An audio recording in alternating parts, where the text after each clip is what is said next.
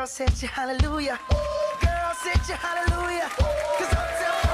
retour sur le plateau du Football Show, c'est la dernière ligne droite avec Franck Signorino et Benoît Pedretti. Je viens de recevoir un petit SMS. Je viens de recevoir un petit SMS de madame Nelly da Fonseca, qui est la maman d'Omar. Elle me demande si tout va bien, Omar. Ouais. Elle s'inquiète. Magnifique. Elle s'inquiète. Ne pend pas là-bas, il n'y a pas de réseau, donc c'est pas possible. Ok. Comment déjà c'est Franck, Benoît, je vous invite à me rejoindre. Et on va s'asseoir tranquillement dans les petits fauteuils magiques avec Fred Talfumière à la réalisation. On va baisser la lumière tranquillement. Venez vous asseoir. C'est pas le divan, c'est les fauteuils des photos. J'aime bien être dans votre dos, les gars. Alors, on va commencer avec Benoît. Allez, une petite photo qui va rappeler des bons souvenirs. C'est l'attaquant. Pierre-Alain Fro. Ah, ça date, hein? Ça date quand même, hein?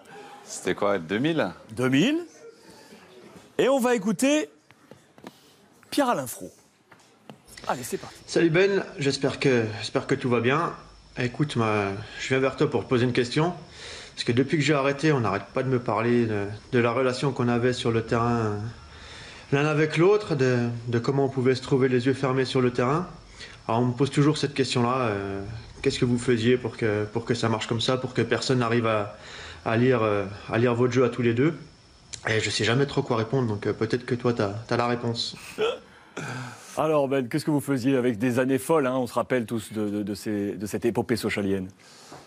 Bah, avec Pierre-Alain, on a joué ensemble depuis l'âge de 16 ans. Donc, avant d'arriver en pro, ça faisait déjà 3-4 ans. Et voilà, lui, il avait la vitesse, il faisait des super appels. Et puis moi, j'ai la qualité de passe. Donc, voilà, c'était une affinité, tout simplement. On était souvent ensemble à l'entraînement. Et puis, voilà, il y avait rien de spécial. On s'entendait super bien en dehors du terrain aussi. Donc voilà, sûrement, ça jouait. C'était important pour nous. Franck, je passe à vous, avec une petite photo de l'homme qui vous drive. Aujourd'hui, l'entraîneur messin, M. Philippe Inchberger, et qui a un petit dossier.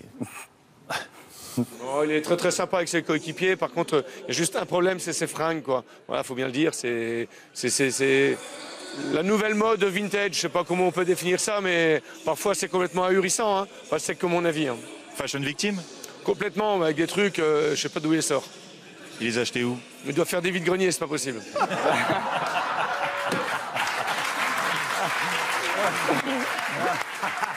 Il t'a tué. Bon, pour ma défense, j'ai connu le coach Berger à Laval. Donc voilà, la mode avant qu'elle arrive là-bas. C'est vrai que j'ai eu quelques moments où je me cherchais. Mais c'est vrai, j'étais un peu excentrique, j'étais un peu... là, maintenant, je me suis un peu, avec l'âge, assagi, calmé. Mais c'est vrai que quand il m'a vu débarquer à Laval avec quelques spécimens, il m'a posé tout de suite la question si je faisais pas partie de la jaquette, de la Gay Pride ou des trucs comme ça. Il est franc, hein, le coach est franc. Mais, et depuis, je l'ai retrouvé à Metz et il continue à me charrier avec ça. Donc, mais je m'attendais à... pire. Non, je m'attendais à ce qu'il sorte ce genre de dossier. À chaque fois qu'il me voit, il revient là-dessus, donc ça m'étonne pas. Benoît, il y a une histoire également avec votre coach. Celle-là, je l'ai trouvée superbe parce que c'est lorsque vous choisissez finalement de continuer votre carrière, alors que il n'y avait pas forcément de débouché. Vous avez appelé vos clubs formateurs, vous avez appelé OCR, vous avez appelé Sochaux, les portes ne se sont pas ouvertes. Et vous-même, vous avez passé un petit coup de fil. On l'écoute. Benoît, il a pris une démarche de me téléphoner à l'époque pour prétendre une place ici à la SNL, et pour offrir ses services.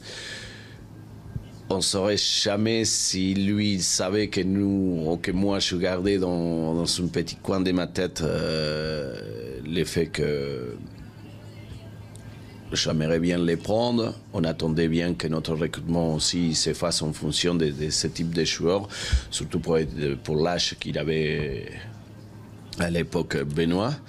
Et ça marchait parce que quand la démarche elle est simple, quand la démarche elle est sincère, et surtout quand il y a la qualité, comme Benoît il a, bien évidemment, c'est impossible d'avoir une autre issue. C'est vrai que c'est un peu difficile à les comprendre, mais c'était très simple. Ça s'est passé comme ça, Benoît? Ouais, c'est passé comme ça. Après ma saison à Ajaccio en Ligue 2, voilà, le club ne m'a pas conservé, donc j'étais sur le marché. La Ligue 1, je savais que ça allait être dur parce que j'ai passé 2 ans en Corse où j'ai été blessé et où je n'ai pas été très bon. Et puis, j'ai regardé les clubs qui étaient capables de remonter en Ligue 2. Nancy faisait partie de ces clubs-là et je connaissais Olivier Sorin qui était passé par Nancy et que j'avais connu à Auxerre. J'ai demandé le numéro du coach, il me l'a donné. Et puis, voilà, j'ai appelé pour savoir si Nancy était intéressé. Et puis, ça s'est fait après assez rapidement. Et la relation a tellement été bonne avec Pablo Correa que du coup, il est devenu votre chauffeur à l'arrivée. On l'écoute. Benoît, il ne le sait pas, il le saura maintenant. Quand il atterrit à l'aéroport, c'est moi qui ai été chercher. Et moi, je fais exprès parce que je voulais avoir déjà le premier contact avec lui et pas envoyer quelqu'un du club là comme ça. Lui, probablement, il ne le sait pas, mais j'attachais beaucoup d'importance à ces premiers contacts là comme ça. Et voilà, la preuve qu'il est là, c'est que le courant il est très, très, très bien passé. En tout cas, nous sommes très, très contents. Il est venu sur ce plateau, c'est un bon bonhomme, hein, Pablo Correa. Hein. Ouais, c'est un super coach et c'est un super homme aussi. C'est un peu triste en France qu'il ait cette image d'entraîneur défensif, d'entraîneur voilà, qui ne veut pas du spectacle. C'est pas du tout ça, c'est qu'il s'adapte aux joueurs qu'il a. Il arrive à tirer le maximum de son équipe. Il nous fait beaucoup progresser et je me régale avec lui au quotidien. Franck, je termine avec vous, avec une image. Tu l'as pas tiré celui-là, non? Et on va écouter vos coéquipiers. La bleue. Bon, salut Francky, on voulait te laisser une petite vidéo. Donc, tu sais qu'on t'appelle souvent la mobilette. Donc maintenant, on va t'expliquer pourquoi. Parce que je pense que tu sais le principe d'une mobilette. En fait, ça fait beaucoup de bruit. Donc on croit que c'est une moto et tout, mais en fait, ça va pas très vite. Raconte-nous aussi la vraie histoire de ton nom de famille, Signorini. Allez, bisous. Allez, à bientôt. Ils sont bons, la mobilette, il fait du bruit, mais il n'avance pas. Voilà. Non, mais c'est vrai que lorsque j'ai commencé à Metz, dans les années 2000, 2001-2002, on m'appelait la mobilette parce que je multipliais les efforts sur le côté et je faisais penser un peu à Danny Boffin. Donc à l'époque, ça avait une connotation positive. Maintenant, bah, avec l'âge, je vais un peu moins vite et je vais vraiment à la vitesse d'une mobilette 49 cm3, c'est-à-dire que je ne dépasse pas les 30 km/h, quoi. Donc, donc je fais beaucoup de bruit. C'est vrai aussi qu'ils me disent que je suis une petite mobilette parce que je m'énerve beaucoup, j'ai un tempérament assez impulsif. Mais ça crie beaucoup, mais après, ça se calme très vite et ça ne va pas plus loin. Tempérament impulsif, on va le voir tout de suite au tennis ballon. Franck Signorino et Benoît Pedretti. Merci à tous les deux, messieurs.